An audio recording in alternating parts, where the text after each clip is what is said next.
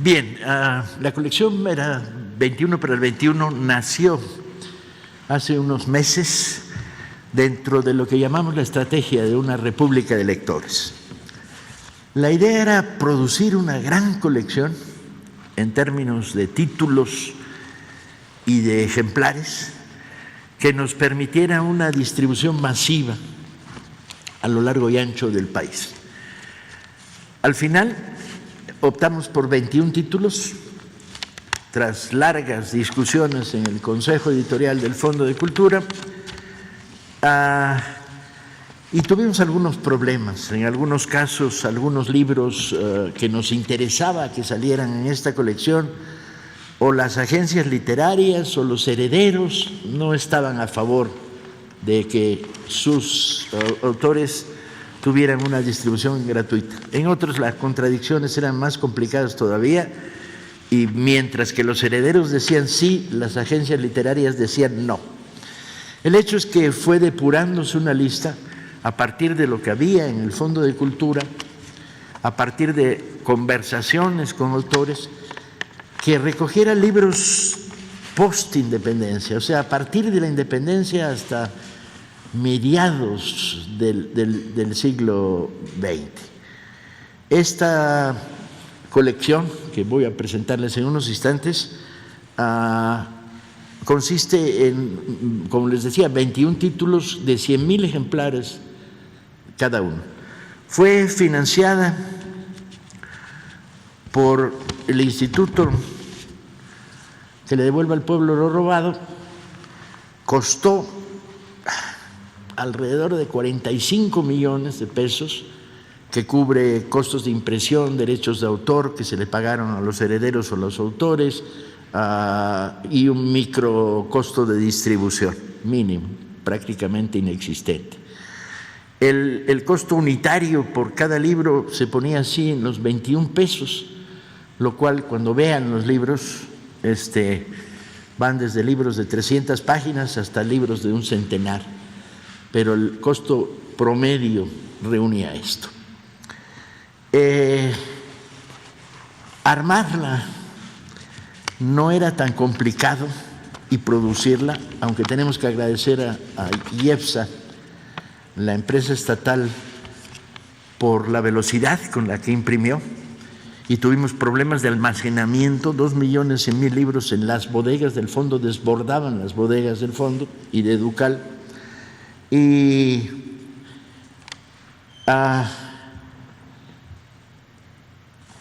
sin armar la distribución.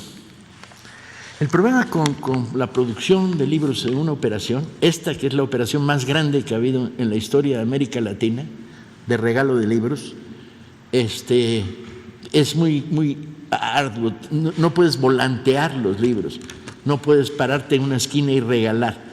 Tienes que encontrar que el libro indicado llegue al lector posible o el lector indicado, y en ese sentido la clave es: no le puedes dar a una sala de lecturas infantil un libro de Monsiváis, y sin embargo a un club de lectura, un CCH o un bachilleres en Guadalajara, tienes que hacerles llegar ese libro. Entonces tienes que crear una distribución fragmentada y bajo la lógica de a quién vas, quién buscas y cómo llegas. En términos de la distribución, optamos por 65% va a ser distribuida por Presidencia.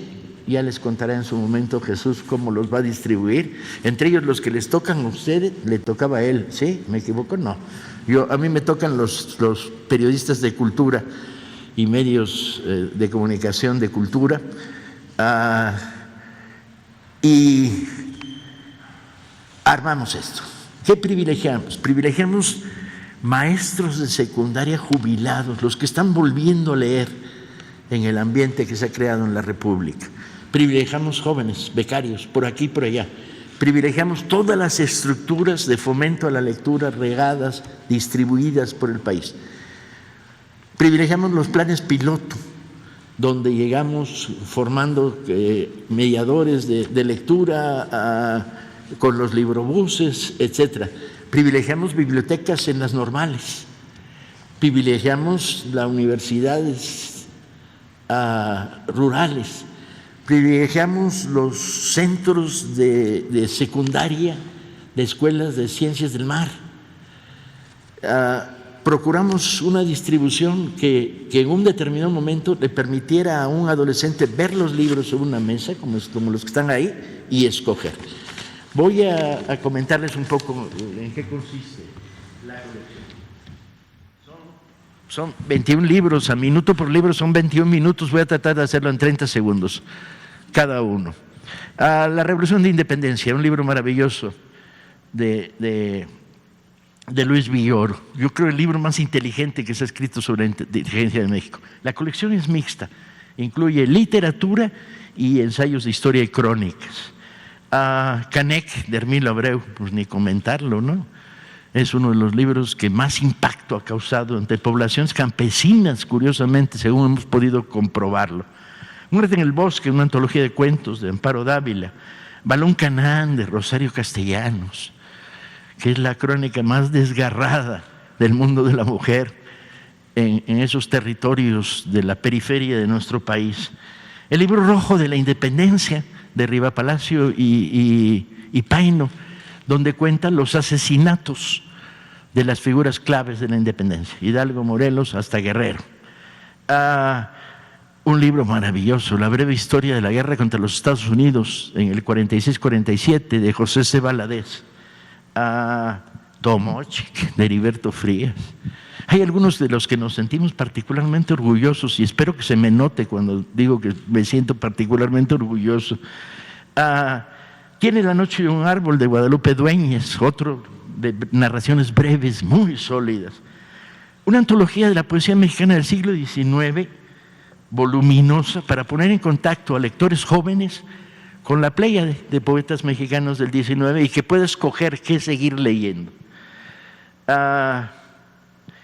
Un libro de Elena Garro que estaba fuera de la circulación, y Matarazzo no llamó, de intriga, no diría policíaca, pero sí de intriga.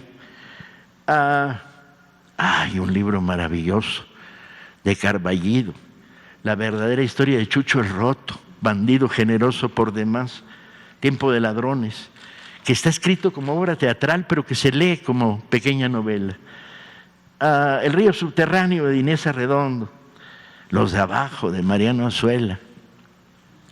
El libro vacío, de Josefina Vicens, un homenaje que le debíamos hacía muchísimo tiempo a Josefina Vicens y a la gran calidad literaria de sus textos.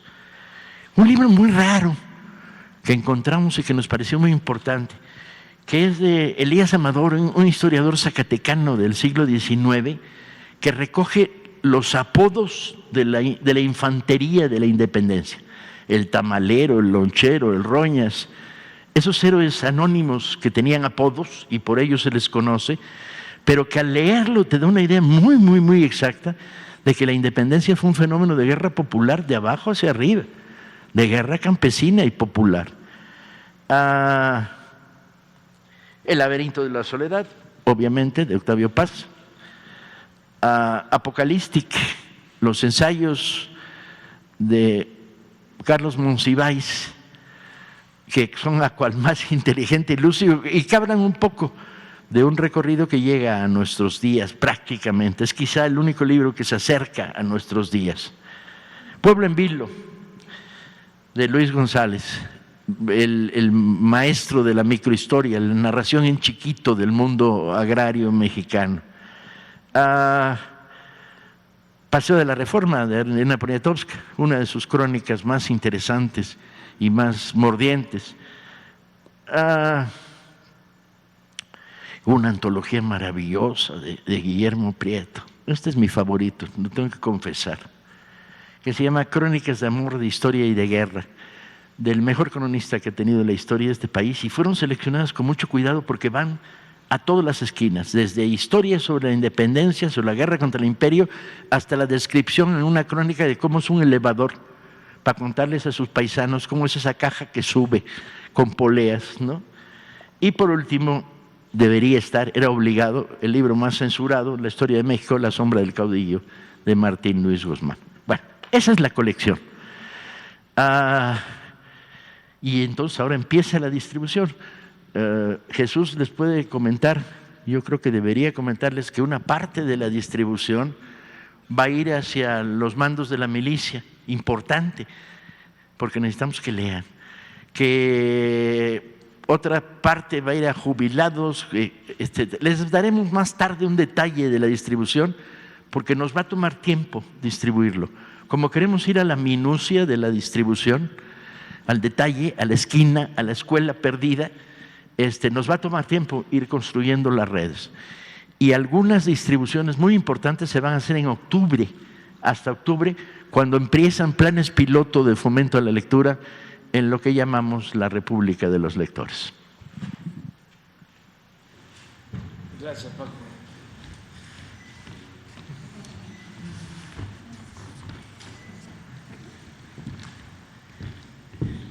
Buenos días,